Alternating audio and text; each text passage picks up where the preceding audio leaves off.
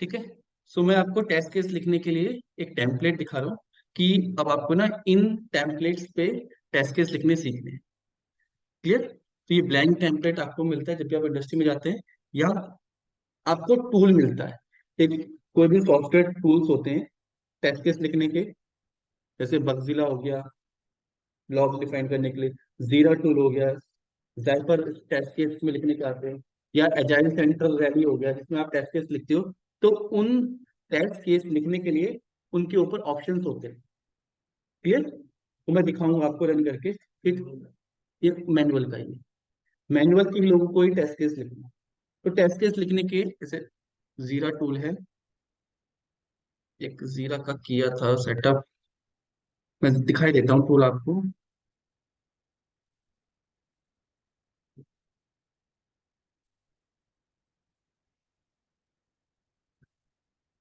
जैसे इस तरीके का एक जीरा टूल आता है।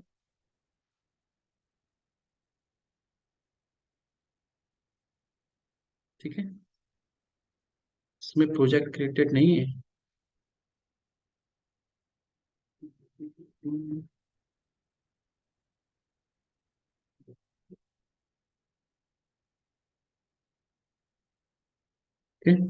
इंडस्ट्री में जाओगे आपको एक ऐसा टूल मिलेगा, जैफर स्केल। अलग अलग इंडस्ट्री के अलग अलग सेटअप्स हैं। आपको सिर्फ एक बार लेआउट दिखाता हूँ, फिर आपको समझ में आ जाएगा बेसिकली मैं क्या समझाने की कोशिश कर रहा हूँ। ये चल जाए तो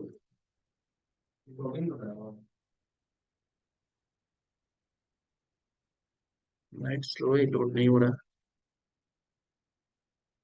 ठीक है, जैसे आपको टेस्ट केस लिखना है फॉर एग्जांपल, तो इस टूल पे आप टेस्ट केस लिखते हो। क्लियर? यहाँ पे बटन है न्यू टेस्ट केस, और टेस्ट केस के अंदर कुछ डिटेल्स डाली होती है, जैसे नेम क्या है, ऑब्जेक्टिव क्या है, प्री कंडीशन क्या है, उसका स्टेटस क्या है, प्रायोरिटी क्या है, टेस्ट स्क्रिप्ट में उसके स्टेप्स क्या हैं, एग्जीक्यूशन की साइकिल क्या रहेगी, ट्रेसेबिलिटी क्या रहेगी। क्लियर है? तो ये जो ऑप्शंस होते हैं ना कि नेम, ऑब्जेक्टिव, प्री कंडीशन में क्या लिखना है, ड्राफ्ट में क्या लिखना है, प्रायोरिटी क्या होती है, कंपोनेंट क्या है, ओनर कौन है, कितना टाइम लगेगा उसको करने में, कौन से फोल्डर के अंदर है, तो ये भी ऑप्शन सिंपली आप लोगों के लिए कहाँ पे बना रखे हैं, एक टेम्पलेट में। टेस्ट केस का ही टेम्पलेट होता है जहाँ पे हमें टेस्ट केस लिखने होते हैं। क्लियर? ये चीज समझ में आ रही है? ठीक है, तो आपको इन पे टेस्ट केस लिखना। अब प्रोजेक्ट का नेम जैसे मैं यहाँ पे दिखाता हूँ, इस मॉड्यूल में हम टेस्ट केस लिख रहे थे। तो फर्स्ट कौन से प्रोजेक्ट को हम टेस्ट कर रहे हैं उसका नाम यहाँ पे, मॉड्यूल कौन से हेलो, हाँ।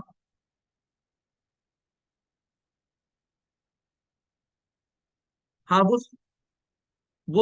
सॉफ्टवेयर है, ये जीरा सॉफ्टवेयर।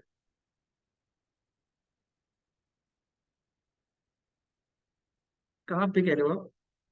ये ये इसके साथ ना, इसके साथ ये सॉफ्टवेयर आता है, इसके साथ अलग अलग एप्स आते हैं जो इंटीग्रेट करते हैं। ये अलग से डिफरेंट सा एक ऐप, ये इसका साथ एक ऐप, जैसे ब्राउजर के साथ एक्सटेंशंस होती है ना, उसी के साथ ये एक और एक्सटेंशन लिखने का, टेस्ट केस लिखने का टूल है। जीरा एक प्रोजेक्ट मैनेजमेंट टूल है। प्रोजेक्ट मैनेजमेंट टूल के साथ आप इनहेंस करके टेस्ट केस भी लिख सकते हो। ठीक है, तो ये एक जाइफर स्केल यूज कर रहे हैं अभी हम, तो जाइफर स्केल टेस्ट केस लिखने का टूल है एक। क्लियर? उसको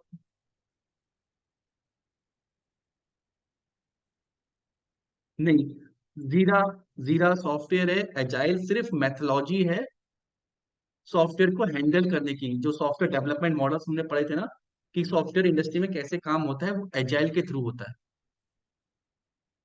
ठीक है, एजाइल काम करने की।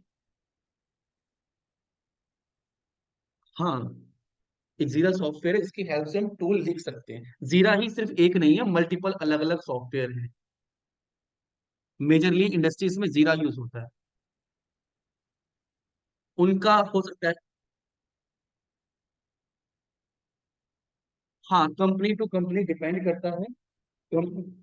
कंपनी टू कंपनी डिपेंड करता है कि कौन सी कंपनी कौन सा यूज कर रही है। ठीक है, तो मल्टीपल कंपनी, लेकिन जो टेम्पलेट होता है टेस्ट केस लिखने का वो सेम होता है। क्लियर? जैसे मैं अगर जीमेल, मार्केट में डिपेंड करता है कौन सी कंपनी कौन सा यूज कर रही है।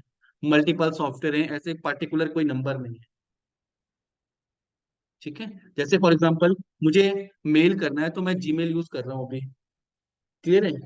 जीमेल में मुझे पता होना चाहिए टू किसको भेज रहा हूँ, सीसी क्या होता है, बीसीसी क्या है, सेंड किसको करना है, उसमें सब्जेक्ट क्या होता है, बॉडी क्या होती है, नीचे सिग्नेचर क्या होते हैं, मेल लिखने का तरीका क्या होता है। अब हो सकता है मैं मेल लिखने का तरीका जीमेल पे सीख रहा हूँ, हो सकता है कंपनी में जाके मुझे आउटलुक पे भेजना पड़े, कंपनी आउटलुक यूज करती है। क्लियर है? कोई याहू यूज करता है, कोई रेडिफ यूज कर रहा है। तो वो हो सकता है वो टूल्स अलग अलग यूज कर रहे हो, लेकिन जो कंपोनेंट्स होते हैं उसके वो सेम होते हैं। क्लियर है? तो आपको वो कंपोनेंट समझते हैं, सब्जेक्ट क्या है, बॉडी क्या है, टू में किसको रखते हैं, सीसी में किसको रखते हैं, वो चीज आपको सीख। ये चीज क्लियर हुई? ये क्लियर है? इसमें कोई डाउट है? तो जीरा टूल क्या है? टेस्ट केस लिखने का टूल है। और इस पे जो कंपोनेंट भी हमने देखे, वो मैंने सारे कंपोनेंट एक एक्सेल शीट में बना रखे हैं आप लोगों के लिए। ये बेसिकली एक स्टैंडर्ड टेम्पलेट होता है जो कंपनीज यूज करती हैं टेस्ट केस लिखने के लिए। क्लियर है? जब ये सारे टूल नहीं थे, एक्सेल पे ही इसी तरीके से टेस्ट केस लिखे जाते थे। अब उनको ऑटोमेट कर दिया और अच्छा प्रोसेस ले आए तो टूल ले आए हैं। क्लियर? आपको क्या सीखना है, यहाँ पे टेस्ट केस लिखना सीखना है। एक टूल पे सीख जाओगे तो मल्टीपल टूल्स पे अपने आप लिख पाओगे। क्लियर है? ये ऑलरेडी शेयर है, ये टेम्पलेट ऑलरेडी शेयर है आप लोगों के साथ। कहाँ पे अभी मैंने दिखाया था कि जो ड्राइव है ना, मैनुअल टेस्ट केस है, उसके ऊपर टेस्ट केस स्क्रिप्ट करके एक टेम्पलेट ऑलरेडी शेयर है। क्लियर? अब इसके कंपोनेंट्स को समझना है आपको। मैं फिर से दिखाऊंगा कहाँ पे शेयर है अ, आप लोग के साथ। ट्रेनिंग, ट्रेनिंग में नहीं, मैंने जो आपको साथ टेस्टिंग स्टडी मटेरियल शेयर किया है उसके साथ मैनुअल टेस्टिंग है। मैनुअल टेस्टिंग में टेस्ट के सैंपल फाइल है, उसके अंदर एक टेम्पलेट फाइल है टेस्ट केस लिखने की। क्लियर? आप इसको कॉपी करके ब्लैंक करके यहाँ पे बना सकते हो। ये क्लियर हो गया? अब इसके कंपोनेंट को लिखना कैसे, इसके कंपोनेंट में समझना है क्या क्या आएगा। प्रोजेक्ट नेम, आप कौन से प्रोजेक्ट में काम कर रहे हैं। प्रोजेक्ट के मॉड्यूल नेम, कौन सा मॉड्यूल आप यूज कर रहे हो। क्रिएटेड बाय, आपका नाम। क्रिएशन डेट, कौन सी डेट पे आप क्रिएट कर रहे हो। रिव्यू बाय, जो आप टेस्ट केस लिखते हो, आपका सीनियर उसको रिव्यू करता है, तो कौन रिव्यू करेगा, या उसने रिव्यू कर लिया है नहीं किया। रिव्यू बाय, किसने रिव्यू किया है। क्लियर है? फिर यहाँ पे आप टेस्ट केस की आईडी, और यहाँ पे सिनेरियो। अभी सिनेरियो क्या है, to verify Gmail login page, Gmail का लॉगिन पेज को हमें वेरीफाई करना है। ये क्लियर हो गया? आईडी ऑटो जनरेट होती है वैसे सिस्टम्स में। ठीक है, जो सॉफ्टवेयर बने हुए होते हैं उसमें आईडी ऑटो जनरेट होती है। वरना कोई भी टूल यूज करते हैं, कुछ उनका टेम्पलेट होता है कि हम आईडी इस तरीके से जनरेट कराएं। हर कंपनी का अलग अलग रूल होता है। ठीक है, एक आईडी लेकिन हर टेस्ट केस की जरूरी होती है ताकि उस टेस्ट केस को हम यूनिकली आइडेंटिफाई कर पाए।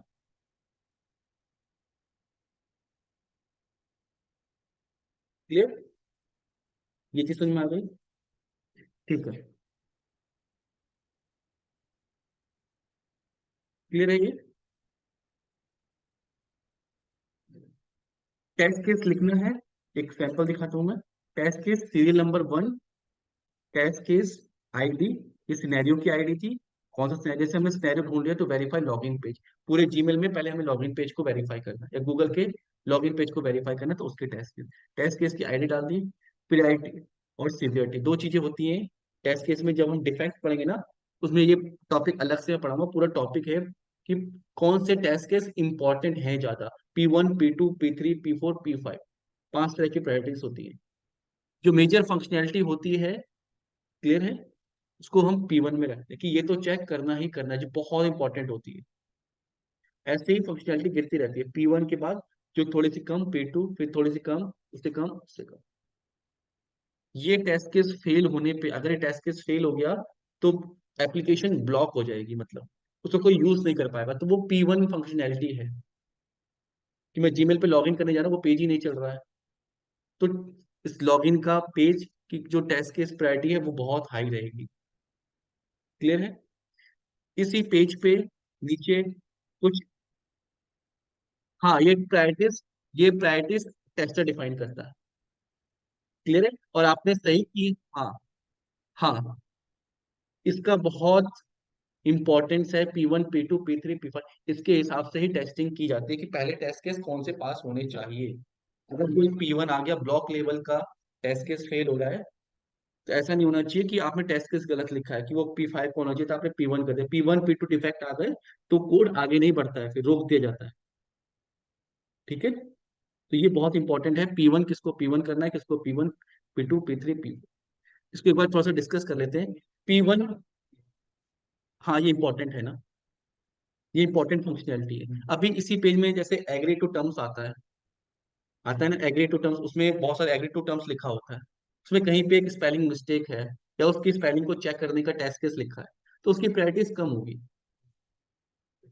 हाँ, लेकिन वो भी इंपॉर्टेंट है, लेकिन उसकी प्रायोरिटीज थोड़ी सी कम रहेगी। क्लियर है? कोई, अगर जीमेल के बटन पे हम कहीं किसी और की वेबसाइट पे जाएं, जैसे ड्यूकैट की वेबसाइट पे जाते हैं, तो कोई टेस्ट केस है कि यहाँ पे टेस्ट केस लिखना है कि यहाँ पे ये बटन्स आने चाहिए थे। ठीक है? सपोज करो कि यहाँ पे बटन्स आने चाहिए, बॉक्सेस आ रहे हैं, मुझे पता नहीं चल रहा है क्या है ये, शायद लोड नहीं हुआ पेज या कुछ और दिक्कत हुई है। ठीक है? समझो ये सर्वर पे नहीं है, लोकल मशीन पे है, तो यहाँ पे बटन आने चाहिए थे, फेसबुक का, इंस्टाग्राम का, ये नहीं आ रहा है। तो इसको चेक करने की फंक्शनैलिटी P1 नहीं हो सकती, क्योंकि एप्लीकेशन तो पूरी चल रही है और ये फंक्शनैलिटी भी चल रही है, लेकिन सिर्फ इसका जो लोगो साइन है वो नहीं आ रहा है। तो ये P2 या P3 में जाए। P3 मान लो उसको, ब्लॉक भी नहीं, फंक्शनैलिटी भी ब्लॉक नहीं कर रहा है पेज, जैसे अब आ गया, थोड़ा लेट हुआ लोड, तो ये बहुत लेट हुआ, देखो, या वो सर्वर की वजह से हुआ, किसकी वजह से हुआ, और ये फेसबुक वाला तो अभी भी नहीं आया, तो ये यूजिबिलिटी डिफेक्ट हो गया, P4 में जाए। क्लियर है? अगर ये वेबसाइट पे सर्विस पे क्लिक, हम कोर्सेज पे क्लिक कर रहे हैं और ये कोर्सेज का बटन ही नहीं चल रहा है, तो ये P2 मेजर डिफेक्ट है ये। P1 या P, कोई कोर्सेज नहीं चल रहा है, तो ये P1 चला है, क्योंकि ड्यूकैट की वेबसाइट के हिसाब से कोर्सेज बहुत इंपॉर्टेंट है। तो P1 डिफेक्ट में चला जाएगा कि भैया ये फंक्शनैलिटी तो चल ही नहीं रही है। क्लियर है? और इसके नीचे मैं जा रहा हूँ, सारे कोर्सेज आ रहे हैं और एक नेटवर्किंग का नहीं आ रहा है, ये क्लिक नहीं हो रहा है, वो बटन आना चाहिए था, वो P2 फंक्शनलिटी, वो एक मेजर चंक को रोक रहा है। पेमेंट गेटवे होता है, पेमेंट गेटवे का पेज ही नहीं चल रहा है, P1 फंक्शनलिटी, फंक्शनलिटी ब्लॉक है। क्लियर है? और जब पेमेंट करने जा रहे हैं तो यूपीआई पेमेंट ले रहा है, कार्ड पेमेंट नहीं ले रहा है, तो P2 फंक्शनलिटी ब्लॉक नहीं है, फंक्शनलिटी चल रही है, किसी एक पार्टिकुलर केस में ब्लॉक है, या सारे कार्ड ले रहा है वो, एचडीएफसी का नहीं ले रहा, तो P2 P3 करके। क्लियर है? जब फंक्शनैलिटी ब्लॉक हो गई, पेज ब्लॉक हो गया, P1 इंपॉर्टेंट है, लेकिन ब्लॉकेज नहीं है, कुछ और तरीके से हो रहा है, P2। क्लियर है? ऐसे ही डिक्रीज होते जाए। P3 की कोई एक पार्टिकुलर सिनेरियो उसका फेल हो रहा है। क्लियर? P4 P5 में आते हैं यूजिबिलिटी, जो लेआउट के डिफेक्ट होते हैं ना, कि यहाँ पे इंस्टाग्राम का बटन इधर आना चाहिए था, इधर आ रहा है, इंस्टाग्राम भी आना चाहिए था, वो नहीं आ रहा है, या कॉन्टेक्ट अस में कुछ यहाँ पे डिटेल्स थी वो आ रही है, ये कॉन्टेक्ट अस पेज यहाँ तक दिखाई दे रहा है, ये P4 P5 डिफेक्ट में जाएगा। यूजिबिलिटी डिफेक्ट बोलते हैं इनको, फंक्शनल नहीं। क्लियर है? उस हिसाब से जो टेस्ट केस लिखे होते हैं उनको चेक करने वाले, वो भी प्रायोरिटी में आते हैं, P1 P2 P3। हाँ। हाँ जी। हाँ, बोलो। श्वेता, बोलो क्या कह रहे हो आप?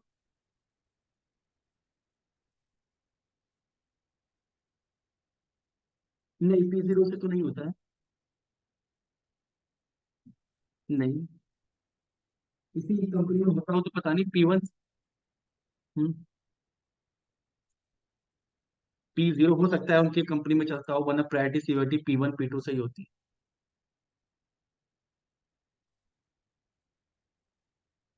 हाँ, इसमें उसमें लिखा हुआ है मैंने।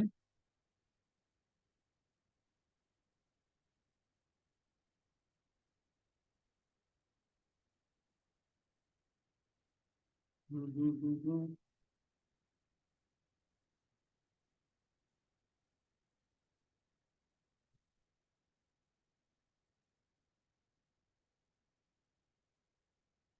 जैसे ये इसमें चार ही हैं बेसिकली, तो मेजर लिस्ट में चार ही होते हैं: अर्जेंट, हाई, मीडियम, लो। P1, P2, P3, P4। ठीक है। और सीवीआरटी में भी 5 अलग अलग डिफाइन की गई, सीवीआरटी भी उसी हिसाब से। जैसे इसमें भी अर्जेंट, हाई, मीडियम, लो, क्रिटिकल, जैसे ये है। अभी जब पीआरटी सीवीआरटी का टॉपिक पढ़ेंगे ना, तब ये चेक करें कौन सा मेजर है कौन सा क्रिटिकल है। P1 पीआरटी पे P1, P2, P3, P4 यही मिल जाए तो P1 हाईएस्ट डिफेक्ट, इस पे पढ़ते हैं। अभी ये कवर करेंगे हम टॉपिक अलग से, मेजर टॉपिक है, ठीक है। जैसे ये है P1, P2, P3। इंडस्ट्रीज के रूल अलग अलग हैं। ऐसे जो बुक्स में होता है वो 5 लेवल की होती है, इंटू 5 लेवल।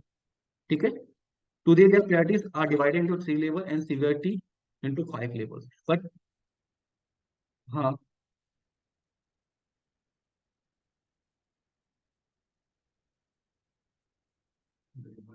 नहीं, नहीं, ऐसा नहीं है। बग्स की बग्स की टेस्ट केस की प्रायोरिटीज डिफाइन करना बहुत जरूरी होता है। उसी हिसाब से वो किस टेस्टिंग का पार्ट होंगे, उसमें वो काम करता है। ठीक है।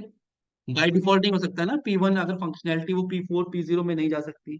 अब कोई यूजिबिलिटी टेस्टिंग है, उसका अगर टेस्ट केस डिफाइन नहीं है तो P0 में नहीं जा सकती वो।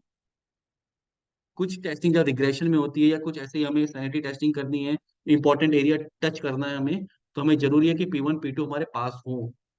सारा फोकस हमारा वहीं पे होता है, तो उसमें ऐसा नहीं हो सकता कि मेजर चंक P0 के नाम पे P4 या P5 आ गया। ठीक है। या हमारे मेजर टेस्ट केस P5 पे चले गए गलती से, कि किसी ने डिफाइन नहीं किया था, तो बाय डिफॉल्ट नहीं करते हैं, मेरी कंपनी में तो नहीं करते हैं फिलहाल। ठीक है। बाकी स्टैंडर्ड्स हो सकता है किसी कंपनी में करते हो या कुछ। हाँ, ऐसा कुछ नहीं होता है बाय डिफॉल्ट। अगर किसी को सेलेक्ट नहीं है, वो अनडिफाइंड रहता है, क्योंकि वो उसको अलग स्टैक में नहीं रह सकते ना। ठीक है। ठीक है।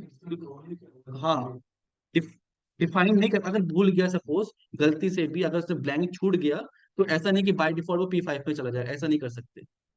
क्लियर है। अगर आपने अपना इनकम टैक्स डिफाइन नहीं किया, तो ऐसा नहीं कि आपको 5वें स्लैब में डाल देंगे, चौथे स्लैब में डाल देंगे। क्लियर। हाँ, जब वो रिव्यू इसीलिए होता है, रिव्यू प्रोसेस की आपने प्रायोरिटी सही से डिफाइन की है, सीवीआरटी डिफाइन की है, टेस्ट केस सही से लिखे नहीं लिखे। P0 का कॉन्सेप्ट मैंने तो नहीं पढ़ा, हो सकता है किसी कंपनी में यूज होता हो, क्योंकि ये कॉन्सेप्ट है कंपनी जो प्रैक्टिकल में यूज करती है, वो अपने हिसाब से डिजाइन कर लेती है कि P0 बहुत इंपॉर्टेंट कर दिया। बट जो चलता है P1 बहुत हाई प्रायोरिटी का रहता है। P1 बक्स ऐसे होते हैं, अगर P1 बक्स है कोई, तो वो रिलीज नहीं जाएगी। ठीक है। वो मेजर इशू है कि कोई हाई फिक्स डिफेक्ट का वहां पे आया हुआ है। क्लियर।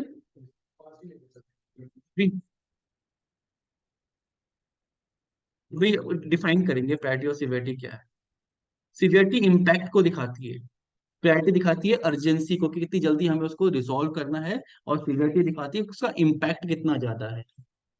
क्लियर। कि अगर कोई डिफेक्ट है, उसका सिवियरिटी बहुत ज्यादा है लेकिन प्रायोरिटी बहुत कम है, कि वो हमें अभी उस फंक्शनैलिटी में इशू तो बहुत ज्यादा है, लेकिन हम उसको अभी लेटेस्टली यूज नहीं कर रहे हैं, उसको हम बाद के लिए रख सकते हैं। ठीक है। उस पर टाइम है। ये जैसे देखो कुछ, जैसे अमेजोन की वेबसाइट है ना, जैसे अगर किसी वेबसाइट पे, इसमें तो सीवीआरटी भी ज्यादा रहेगी इसकी, सीवीआरटी जैसे मेरी कोई बैंकिंग वेबसाइट है, जिसपे साल के आखिरी में बजट प्लान होके, इंटरेस्ट होके मैं किसको देता हूँ, कैलकुलेट करके इंटरेस्ट अपने कस्टमर्स को देता हूँ। क्लियर। आज सपोज करो अभी चल रहा है, अप्रैल का महीना चल रहा है, और वो जो मैं देता हूँ 3 मंथ बाद या साल के आखिरी में रिटर्न कराता हूँ। क्लियर है। मेरी एक बैंकिंग है, समझ, मेरा ही बैंकिंग एप्लीकेशन है। आप आज समझो अप्रैल है, अप्रैल मार्च मई में आप लोग पैसा उसमें रखते हैं, मैं साल के आखिरी में आपको उसका इंटरेस्ट देता हूँ। क्लियर है। लेकिन मुझे पता लग गया कि जो इंटरेस्ट है ना, उसमें कैलकुलेशन में गड़बड़ हुई है, तो सीवियरिटी तो बहुत ज्यादा हो गई, उसका इम्पैक्ट बहुत ज्यादा हो गया ना। यस और नो। क्योंकि वो डायरेक्टली पैसे से गड़बड़ी हो रही है, किसी को ज्यादा चला जाएगा, किसी को कम चला जाएगा, तो कस्टमर का बिलीव नहीं रहेगा। तो सीवियर तो बहुत है वो डिफेक्ट, लेकिन क्या वो प्रायोरिटी है मेरी? अभी अभी के मॉड्यूल के हिसाब से मैं उसकी प्रायोरिटी को डिक्रीज कर सकता हूँ। क्लियर है?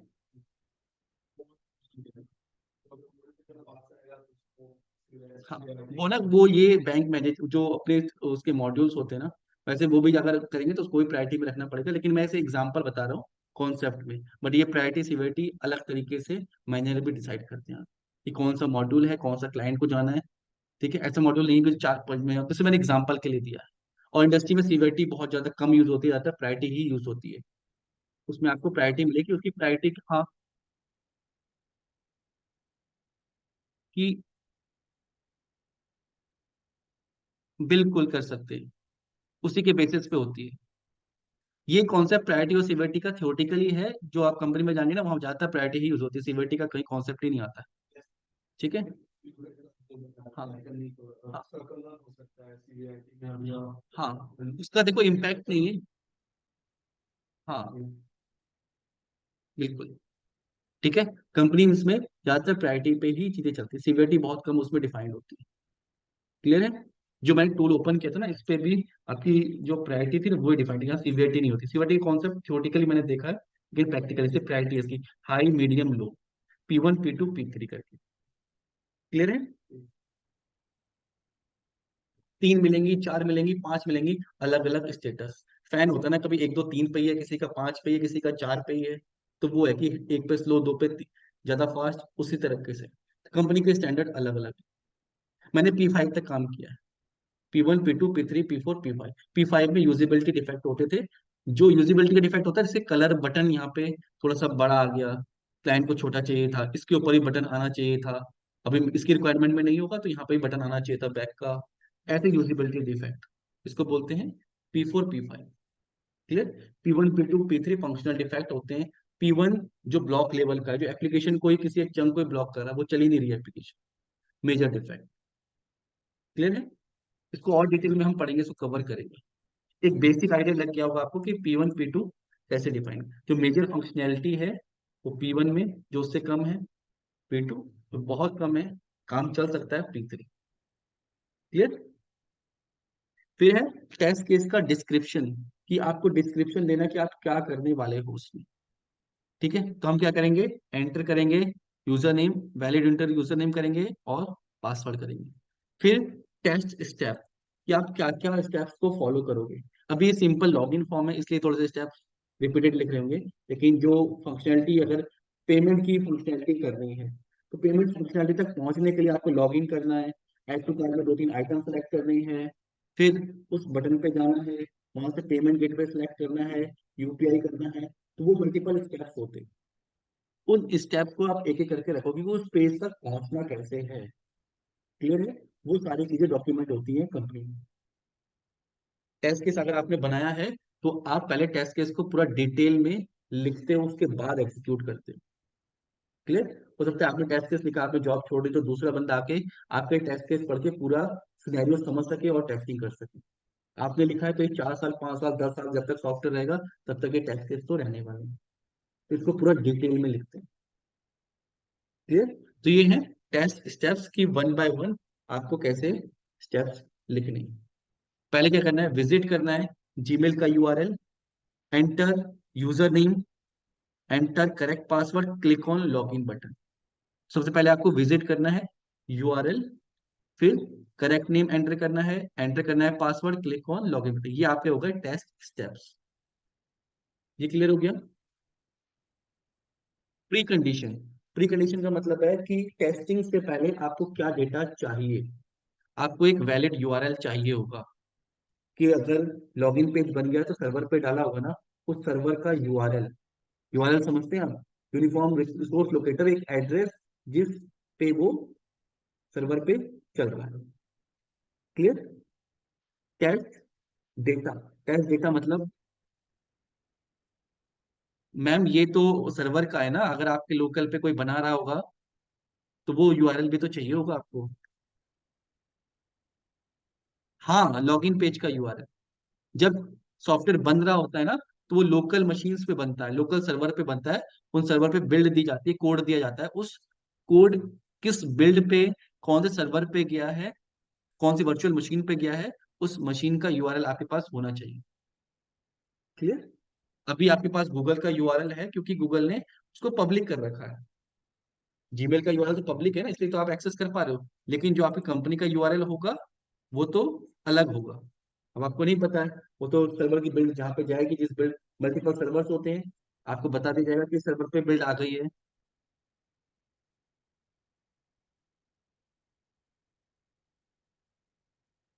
हाँ। हाँ, उसका यूआरएल नहीं, उस साइट का यूआरएल, वो साइट जहाँ बन रही है ना, उस साइट को वहां पे डिप्लॉय किया जाता है। अगर आज मैं कोडिंग कर रहा हूँ, बिल्कुल लोकल लोकल सर्वर पे। ठीक है। और डेटा, मतलब correct user name, correct password चाहिए होंगे मुझे। क्लियर? प्री कंडीशन में आपके पास वो डेटा होना चाहिए। आपको थोड़ी पता है, वो पहली बार बना है, आपने लॉगिन तो, साइन अप फॉर्म तो किया नहीं है। पेमेंट आपको अगर करनी है उस पे, तो पेमेंट के क्रेडिट कार्ड की डिटेल आपके पास होनी चाहिए कि वो कौन सा पेमेंट कार्ड की डिटेल ले रहे हैं, क्योंकि लोकल सर्वर पे ना ओरिजिनल पेमेंट कार्ड तो होगा नहीं, आप बार बार तो अपना कार्ड चलाओगे नहीं उस पे।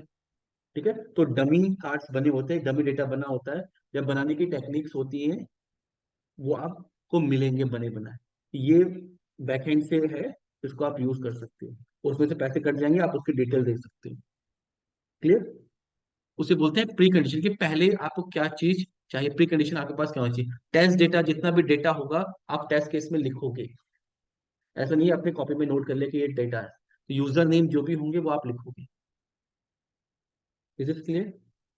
नेक्स्ट है पोस्ट कंडीशन। पोस्ट कंडीशन है user should be able to log in. अगर मैंने correct user name, correct password लिखा है, तो यूजर उसको लॉग इन कर पाए, ये मेरी पोस्ट कंडीशन है। ठीक है। और एक्सपेक्टेड रिजल्ट क्या है? सक्सेसफुल लॉगिन, लॉगिन सक्सेसफुल होना चाहिए। टेस्ट केस के रन होने के बाद क्या होना चाहिए? यूजर लॉगिन पेज पे जाना चाहिए। 3 बार, इसमें और टेस्ट केस लिख सकते हैं कि 3 बार 4 बार गलत पासवर्ड डाल दिया तो वो ब्लॉक वाला पेज आ जाए। हो जाती है ना ब्लॉक 2 घंटे के लिए, 10।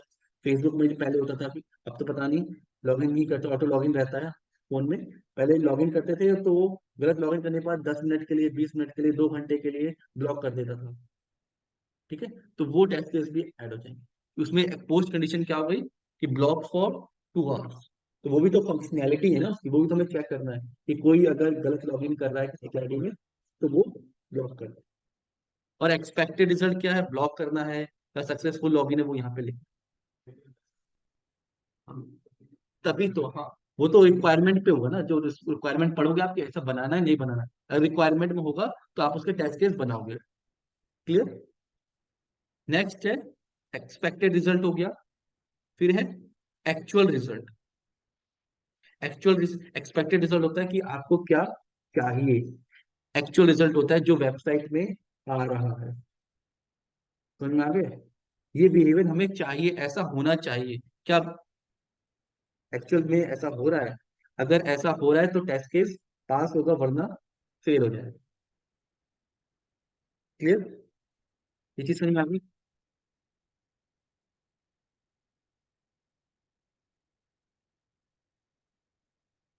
एक्चुअल रिजल्ट का मतलब होता है कि मैम, अगर हम वेबसाइट पे लॉगिन कर रहे हैं तो वहां पे एक्चुअल रिजल्ट हमारा क्या है।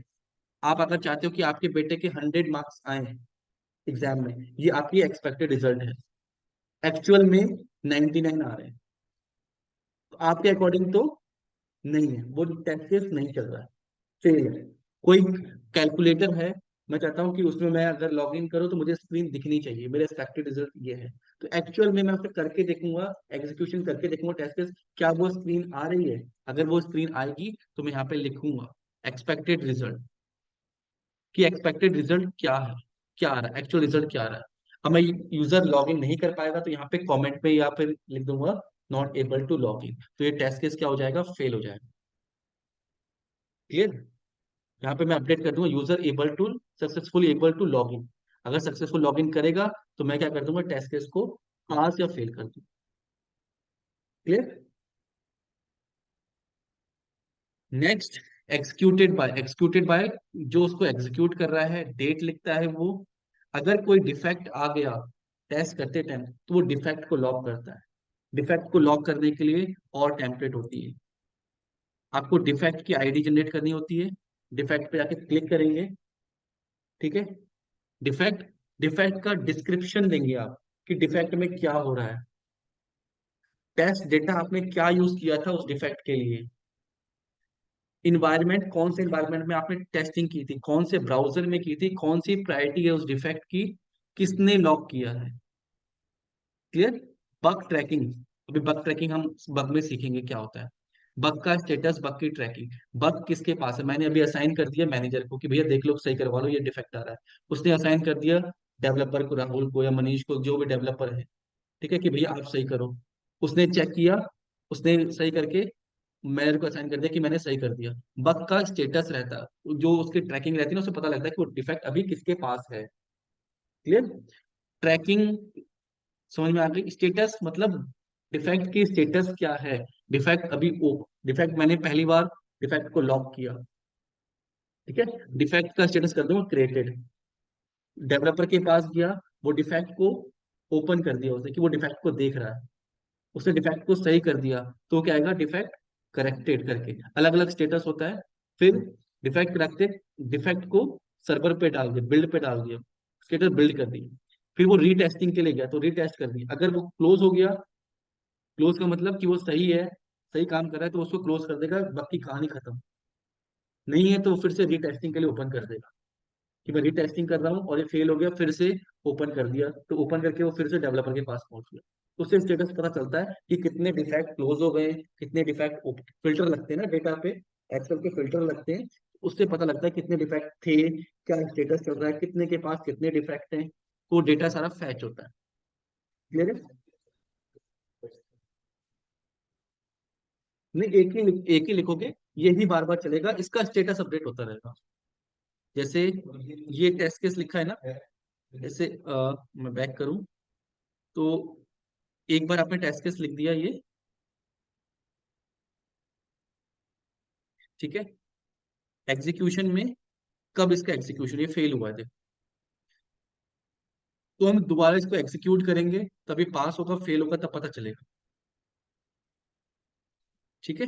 एग्जीक्यूशन में वो दिखाएगा कब हुआ था, कब फेल हुआ था, कौन से वर्जन पे हुआ, कौन से रिलीज पे हुआ है। क्लियर है। कोई इसको दोबारा एग्जीक्यूट करेगा तो दोबारा भी पास हुआ है नहीं हुआ, मल्टीपल साइकिल्स चलती रहती है। क्लियर। ये चीज समझ में आ रही है, टेस्ट केस कैसे लिखे जाते हैं।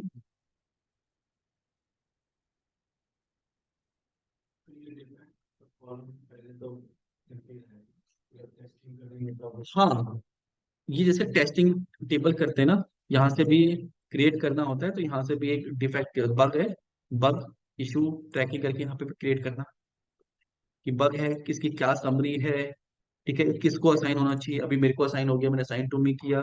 इसका लेबल, कौन कौन से लेबल, अभी लेबल नहीं, स्प्रिंट कौन सी चल रही है, किसको नाम है, ठीक है। वो कुछ ऑप्शंस होते हैं जो मैंने आपको दिखाए ना, अलग अलग कंडीशन में अलग है। अब ये ऑप्शन जरूरी नहीं है कि ये कन्फिगर, सॉफ्टवेयर कन्फिगर भी होता है, आपको जितने बटन चाहिए आप उसको रख सकते हो और जितने चाहिए हटा सकते हो, तो अलग अलग कंपनी में सेम मॉड्यूल की आपको अलग अलग बटन भी दिखेंगे। क्लियर है। ये बैक हैंड इसका जो एडमिनिस्ट्रेशन होता है वो उसको कंट्रोल करता है कि हमें अपने लेआउट में कौन कौन से बटन्स चाहिए, कि हम क्या क्या अपने चीजों को फॉलो करें। जो आपका प्रोजेक्ट मैनेजर होगा, स्क्रम मास्टर इसको हम बोलते हैं, वो डिफाइन करता है कि मेरी टीम कैसे वर्क करेगी, क्या क्या कंपोनेंट उसको यूज करेगी। क्लियर हो गया। तो अभी आपको कुछ नहीं सीखना है, आपको ये एक्सेल का टेम्पलेट में डेटा फिल करना आना चाहिए। इसमें टेस्ट डिस्क्रिप्शन क्या है, टेस्ट स्टेप्स क्या हैं, ये सब आने चाहिए। क्लियर है। जैसे मेजरली 90% सेम होता है, 10-20% चेंज भी हो सकता है। ये स्टैंडर्ड टेम्पलेट है, ठीक है, जरूरी नहीं है यही हो। देखो आपके घर में भी रोटी बनती होगी, मेरे घर पे भी बनती होगी, बनाने का प्रोसेस सेम होगा लेकिन साइज अलग अलग होगा, टेस्ट अलग अलग हो सकता है। यस और नो।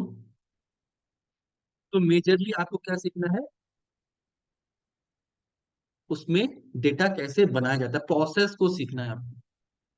ठीक है। टेम्पलेट, टेस्ट केस की जो लिखने का तरीका है ना, वो आपको सीखना है।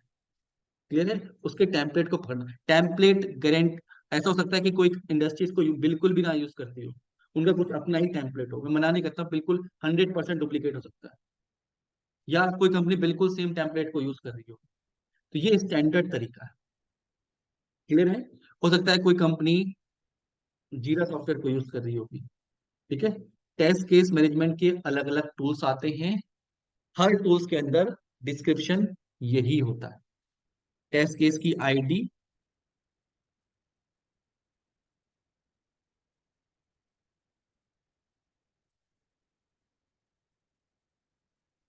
हम्म। अपनी, ये वैसे तो ऑटो जनरेट होती है सॉफ्टवेयर में, बट अभी एक्सेल,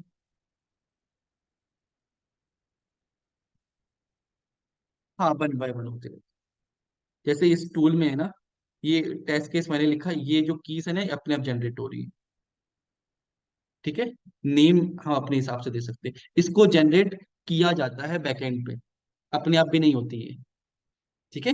ये सॉफ्टवेयर है ना, इसको कंट्रोल किया जाता है बैकएंड पे कि टेस्ट केस का फॉर्मेट क्या रहेगा, उसकी जो आईडी जनरेट होंगी वो कैसे होंगी, वो स्क्रम मास्टर करता है। उसको आप खुद ही कर सकते हो। ठीक है? आप खुद ही कर सकते हो, ID is not a concern here.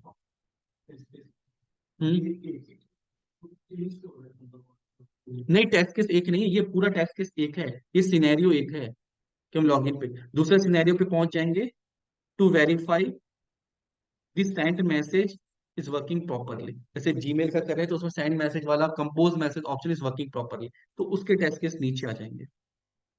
Clear है? उसका टेम्पलेट को कॉपी करके।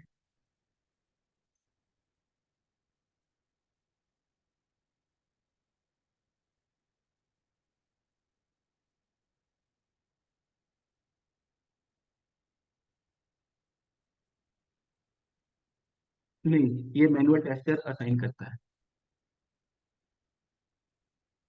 जो टेस्ट केस लिख रहा है वो असाइन करता है। क्लियर?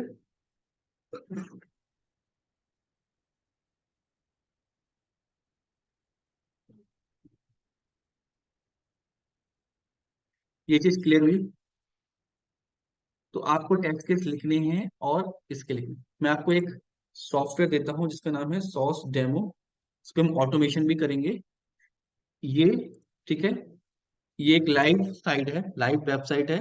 इसके जो यूजर नेम पासवर्ड है वो यहाँ पे दिए है, स्टैंडर्ड यूजर पे क्लिक करेंगे, यहाँ पे आएगा, पासवर्ड में क्लिक करेंगे, यहाँ पे आएगा, और इसको लॉग इन करेंगे। क्लियर?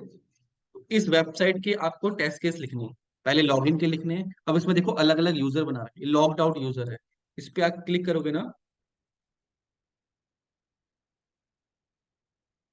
तो ये एरर दे रहा है कि इसको ब्लॉक कर रखा है यूजर। ये टेस्ट केस भी बनेंगे। प्रॉब्लम यूजर, ये प्रॉब्लम यूजर बना रखा है इसका, कि इससे आकर लॉगिन करोगे तो कहीं ना कहीं आपको इशू मिलेगा। ठीक है? जैसे कहीं बटन नहीं चल रहा होगा, जैसे इसे बटन नहीं चल रहा है, उसकी लॉगिन की फंक्शनैलिटी ऐसे बना रखी है। समझ में आ गया? तो अभी आपको क्या करना है, स्टैंडर्ड यूजर से लॉगिन करना, लॉगिन करने के पासवर्ड लिखना, कि मैं सही लिखूं गलत लिखूं, क्या क्या सिनेरियो बनेंगे, और ये पासवर्ड लिखना। क्लियर है? वेरीफाई करना है कि मैसेज आ रहा है सही, नहीं आ रहा है, मैं सही लिख रहा हूं तो मैं क्या लॉगिन कर पा रहा हूँ। ठीक है?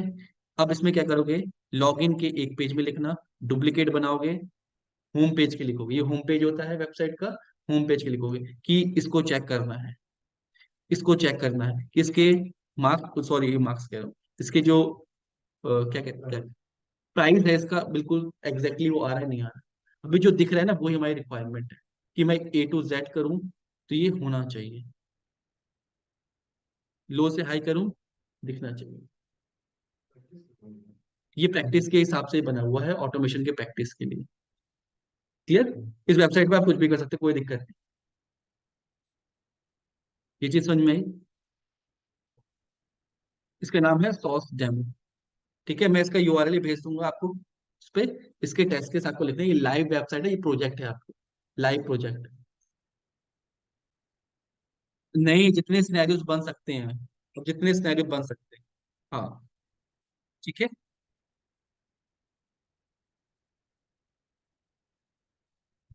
लॉगिन स्क्रीन जब आप करोगे स्टैंडर्ड यूजर पे सीक्रेट सॉस लॉगिन पे करोगे, तो पहले तो लॉगिन का एक सिनेरियो बन गया कि to verify the login page functionality of sauce demo या स्वैग लैब्स प्रोजेक्ट।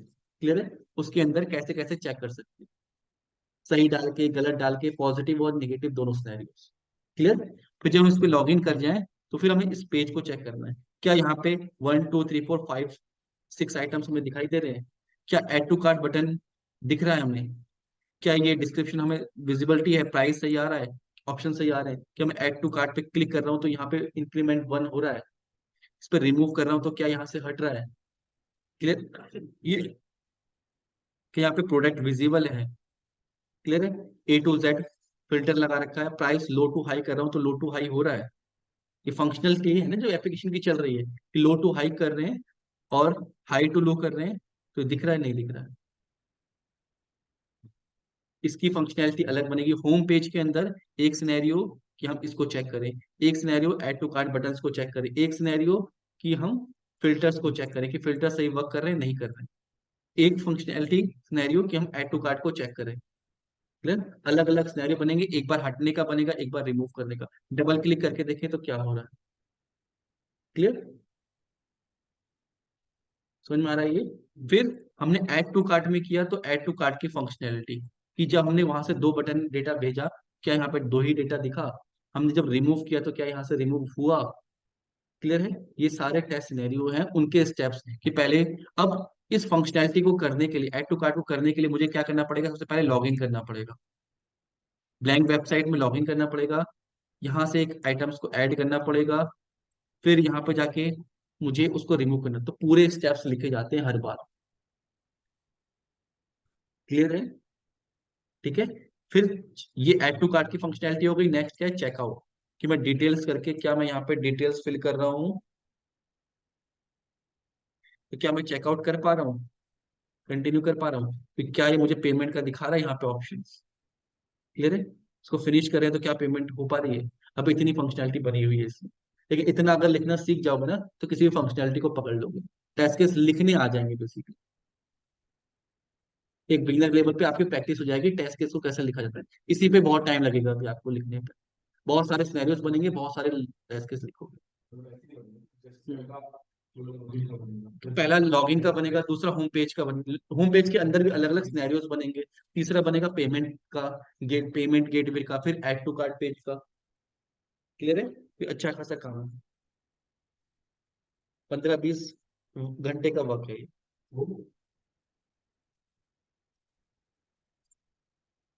नहीं, आप असिस्टेंट रख सकते हो एक, आपके पास तो ऑप्शन है। श्वेता,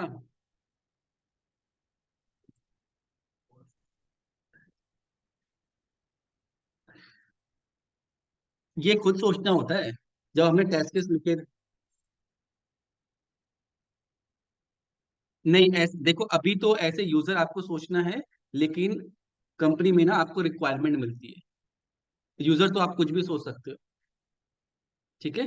कंपनी में रिक्वायरमेंट मिलती है कि ऐसा बनाना है, उस रिक्वायरमेंट को पढ़ने के बाद आपको वो टेस्ट केस बनाने होते हैं। क्लियर है? तो ज्यादा वहां पे सोचने का जो तरीका है वो किसको देख के है? रिक्वायरमेंट को देख के। यूजर परस्पेक्टिव से नहीं सोचना है। टेस्टिंग करोगे तो यूजर परस्पेक्टिव से देख के करोगे, लेकिन जो टेस्ट केस लिखोगे वो ये नहीं, आपको जो बनाने के लिए बोला गया है, ठीक है, उसको देख के आप टेस्टिंग करेंगे।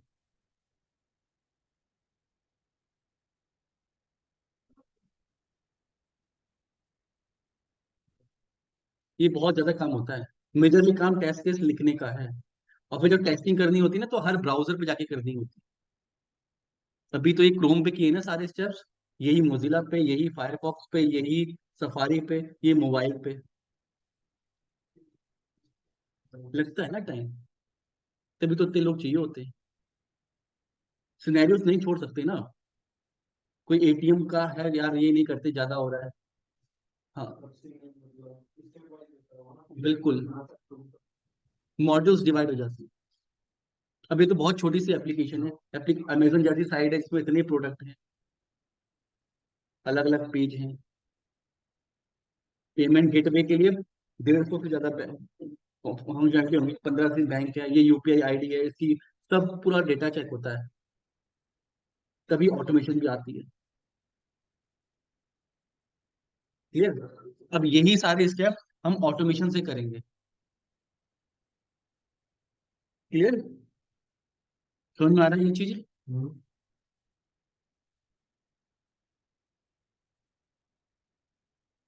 कर लोगे? करके लाओगे ये बताओ, कर तो लोगे? करके लाओगे नेक्स्ट वीक तक? करेंगे। यही प्रैक्टिस है, यही मैनुअल टेस्टिंग की जॉब है। इसमें ना थोड़ी सी हम टेस्टिंग सीखेंगे कि सोचना कैसे होता है। ठीक है। उसमें क्या क्या सिनेरियोज बनते हैं, क्या क्या यूज केस होती है, क्या डिजाइन टेक्निक्स हैं। टेस्टर का दिन भर काम यही है, टेस्ट केस लिखो, एग्जीक्यूट करो जब एग्जीक्यूशन चल रहा हो। 3 4 रोल ही आते हैं। एक रिक्वायरमेंट पढ़नी है, ठीक है, टेस्ट केस लिखने हैं, ठीक है, टेस्ट केस को एग्जीक्यूट करना है, और डिफेक्ट जो आएगा उसको लॉक करना है, और बाकी बाद में जाके रिपोर्ट देनी है। डेली रिपोर्ट तो डेली बेस पे ही होती है, स्टैंड अप कॉल तो डेली बेस पे होती है, कि आपने क्या किया था कल, अभी किस काम पे कर रहे हो। ये क्लियर हुआ सारा कहानी? इसमें कोई डाउट है? ये तभी थोड़ा सा और समझ में आएगा जब प्रैक्टिस करोगे। सिनेरियोस ढूंढने भी आने चाहिए। जब हमने मैनुअल और ऑटोमेशन में कंपेयर किया था, तो वहाँ पे मैनुअल टेस्टिंग था कि manual testing is experience dependent. जितना ज्यादा आप एक्सपीरियंस होगा, उतने अच्छे टेस्ट केस सिनेरियोस ढूंढ पाओगे, उतने अच्छे टेस्ट केस लिख पाओगे। क्लियर। और जो ये टेस्ट केस लिखे होते हैं ना, ऑटोमेशन वाले को कुछ नहीं करना है, इस टेस्ट केस को पढ़ना है, ऑटोमेट करना है, सिनेरियोस ढूंढने की जरूरत नहीं होती। और ऐसा सिनेरियोस लिखने, अब जरूरी सारे सिनेरियोस भी ऑटोमेट नहीं करने होते, कुछ इंपॉर्टेंट होते हैं, वही करने होते हैं। हम्म। हाँ, उसको आईडी दी जाएंगी कि भैया इतने टेस्ट केस को ऑटोमेट करना है, ये टेस्ट कैब लिखा है, ये डेटा है, ये प्री कंडीशन है, ये पोस्ट कंडीशन है, ऐड ऑन नहीं कर। अगर रिक्वायरमेंट होती है अलग से तो करा सकते हैं डेटा के साथ। अगर रिक्वायरमेंट है कि डेटा भैया ये है, इसको 4 बार लूप चला के देखो, 10 बार एंटर करा के देखो, तो हो सकता है। क्लियर। सिनेरियो ढूंढने का काम नहीं होता। किसी कंपनी में ऑटोमेशन और मैनुअल दोनों एक ही होते हैं, बेचारा सिनेरियो भी ढूंढता है, ऑटोमेट भी करता है।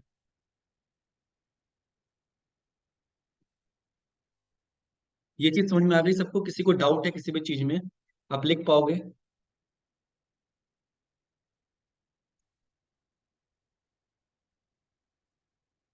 हाँ, अभी इसी पे लिखना है। ठीक है। ये टेम्पलेट मैं फिर से बोल रहा हूँ, ये टेम्पलेट स्टैंडर्ड है। स्टैंडर्ड मतलब कि ऐसा ही मार्केट में चलता है। टेम्पलेट की बात कर रहा हूँ, ये स्ट्रक्चर नहीं, कि एक्सेल नहीं। टेम्पलेट का मतलब है कि हर जगह टेस्ट केस आईडी होगी, प्रायोरिटी होगी, टेस्ट केस डिस्क्रिप्शन होगा, टेस्ट स्टेप्स होंगे। मैं एक बाइक की बात करूं, अगर मैं बाइक बनाऊंगा तो उसमें क्या होगा? गियर होगा, हैंडल होगा, लाइट्स होंगी, सीट होगी। तो जो टेम्पलेट होता है वो एक जैसा ही होता है, लेकिन उसका डिजाइन हर कंपनी का अलग अलग होता है, इंजन की क्वालिटी अलग अलग होती है। तो आपको ये सीखना है कि गियर का मतलब क्या है, ठीक है, उसको बैलेंस कैसे किया जाता है। एक बाइक चलाना सीख जाओगे तो मल्टीपल अपने आप चला सकते हो। क्लियर। थोड़ी बहुत चेंजेस आपको हमेशा मिलेंगे। नहीं, बहुत ज्यादा डिस्क्रिप्टिव भी नहीं लिखना है, बहुत ज्यादा वो भी वो फिर मैं कह रहा हूँ कि कंपनी तो कंपनी डिपेंड होता है। ठीक है। बहुत ज्यादा डिटेल में ऐसे नहीं लिखना है, और बहुत ज्यादा शॉर्ट में नहीं लिखना है। हाँ, किसी को समझ में नहीं आया, बहुत ज्यादा ऐसे नहीं कि आपने एक ही लाइन को 3 3 4 4 बार रिपीट कर रखा है। मेरे पास यहाँ पे कुछ टेस्ट केस लिखे हुए थे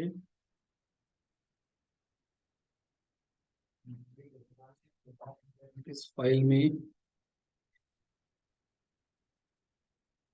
फेसबुक के नहीं है किसी ने। हाँ, गूगल गूगल के तो आप कहीं से भी लॉग इन कर सकते हो उसको।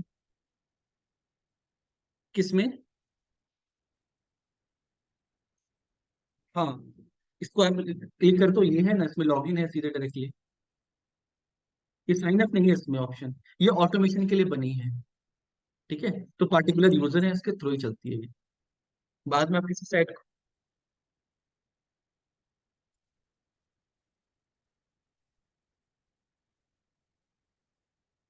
ये क्लियर है। टॉपिक को एंड करें, इसको टेस्ट केस। अब इसको थोड़ा सा उसमें पढ़ते हैं, थ्योरेटिकल पढ़ते हैं। टेस्ट केस डेवलपमेंट का मैंने स्लाइड खोली थी, कहाँ गई?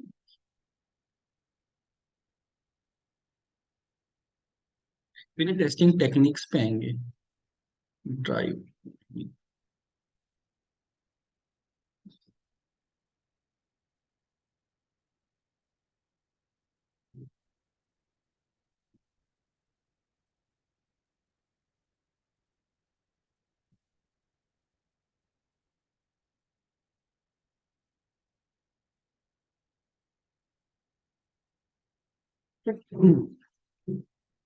टेस्ट केस डेवलपमेंट, ठीक है।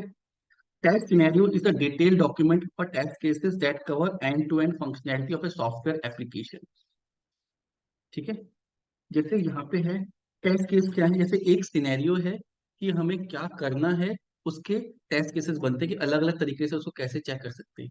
टेस्ट केस में मल्टीपल आपको डिटेल्स देनी पड़ती है, उसमें पूरा स्टेप्स लिखना पड़ता है। क्लियर है, एक सिनेरियो होगा, उस सिनेरियो से रिलेटेड टेस्ट केसेस। ये क्लियर है। टेस्ट सिनेरियो कि क्या टेस्ट करना है, टेस्ट केस होते हैं कि कैसे टेस्ट करना है। टेस्ट प्लान, जब भी टेस्टिंग होती है, प्लानिंग बनती है, एक टेस्ट प्लान बनता है कितनी टेस्टिंग होगी। Document that is prepared by the manager और a test lead, it consist of all information about the testing activities, कि कौन सी टेस्टिंग एक्टिविटीज हम परफॉर्म करेंगे, कौन सी ऑब्जेक्ट रहेंगे, क्या हमारा स्कोप रहेगा, कौन से इन्वायरमेंट रहेगा, कौन सा टेम्पलेट फॉलो करेंगे, किसको क्या रोल्स दिया जाएगा, कितना किसका एफर्ट लगना है, इंटीरियर एग्जिट क्राइटेरिया क्या रहेगा, शेड्यूलिंग कब होगी, डिफेक्ट ट्रैकिंग के लिए क्या करना है, उसका एक डिटेल प्लान बनता है। जब स्टार्टिंग में एसडीएल से शुरू हुआ था ना, प्लानिंग वाला पोर्शन था ना, कि उसमें डिजाइनिंग और प्लानिंग होती थी, उसमें टेस्ट प्लान बनाते हैं। क्लियर। फिर बनती है रिक्वायरमेंट ट्रेसेबिलिटी मैट्रिक्स, कि हमारी रिक्वायरमेंट क्या थी। रिक्वायरमेंट ट्रेसेबिलिटी मैट्रिक्स, आरटीएम, इसका भी एक टेम्पलेट होता है इस तरीके से। इसमें हमारी रिक्वायरमेंट क्या थी, ठीक है। टेस्ट जैसे था, requirement number 1 2 3, requirement description, log in करना था, कौन कौन से टेस्ट केस बने, उनकी आईडी यहाँ पे, वो टेस्ट केस पास हुए हैं, फेल हुए हैं, क्या उनका स्टेटस है, ताकि मुझे ओवरऑल पता लगता रहे कि कितने टेस्ट केस थे, कितने पास हुए, कितने फेल हुए, हर रिक्वायरमेंट के लिए क्या टेस्ट केस लिखे गए, नहीं लिखे गए, कैसे पता लगेगा उसको। ट्रैक करने के लिए, ट्रेस करने के लिए बेसिकली आरटीएम बनाया जाता है। क्लियर है। ये अपडेट करना होता है, अब इस सॉफ्टवेयर के थ्रू ही हो जाता है बेसिकली। क्लियर है। इसका भी टेम्पलेट अलग अलग होता है, किसी कंपनी में इस तरीके का दिखेगा आपको, किसी कंपनी में इस तरीके का दिखेगा। इसका पूरा अगर आप, जैसे ये रिक्वायरमेंट क्या थी, किसने लिखा है, कौन सा डिपार्टमेंट है, क्या नीड थी, कौन से डिलीवरी के टास्क में क्या, कौन से स्ट्रेटजी फॉलो की थी, यूआईटी रिस्पॉन्सिव कौन सी थी, उसका स्टेटस क्या है, कोई कमेंट है तो उसमें क्या नहीं। अलग अलग कंपनी के अलग अलग टेम्पलेट्स हैं। क्लियर है। रिक्वायरमेंट ट्रेसेबिलिटी का मतलब क्या है, कि एक मैंने काम दिया है, मेरे पास एक प्रोजेक्ट आया है, काम आया है, 15 मॉड्यूल्स है उसमें, 15 मॉड्यूल्स कोई लॉगिन का है, होम पेज का है, ऐड टू कार्ट का है, और उनके कितने कितने आईडीज बनी हैं, कौन कौन सी आईडीज बनी हैं, उन आईडीज के अगेंस्ट में कौन कौन से टेस्ट केस बने हैं, वो टेस्ट केस कंप्लीट हो गए हैं, रन हो गए हैं, पास हो गए हैं, फेल हो गए हैं, उनका स्टेटस क्या है। क्लियर है। तो जो बनाता जाएगा उस आरटीएम में अपडेट करता जाएगा, मैनेजर को वो डैशबोर्ड पे दिखता रहेगा। ये चीज क्लियर है। आरटीएम क्या होता है, एक मैट्रिक्स होती है, शीट होती है, जिसपे हम उन टेस्ट केस को देखते हैं। क्लियर। से बोलते हैं आरटीएम, रिक्वायरमेंट ट्रेसेबिलिटी मैट्रिक्स।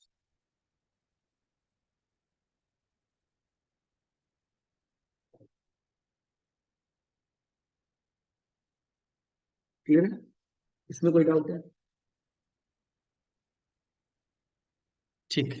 ये सबको क्लियर हो रहा है, किसी को कंफ्यूजन है दोबारा पूछ सकता है कोई।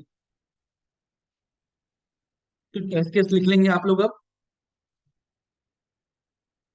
ये जो थे ना सिनेरियोज थे, पहले आपको सिनेरियोज ढूंढने आने चाहिए थे। क्लियर है? उन सिनेरियो से टेस्ट केस की डिस्क्रिप्टिव डिटेल्स लिखनी है।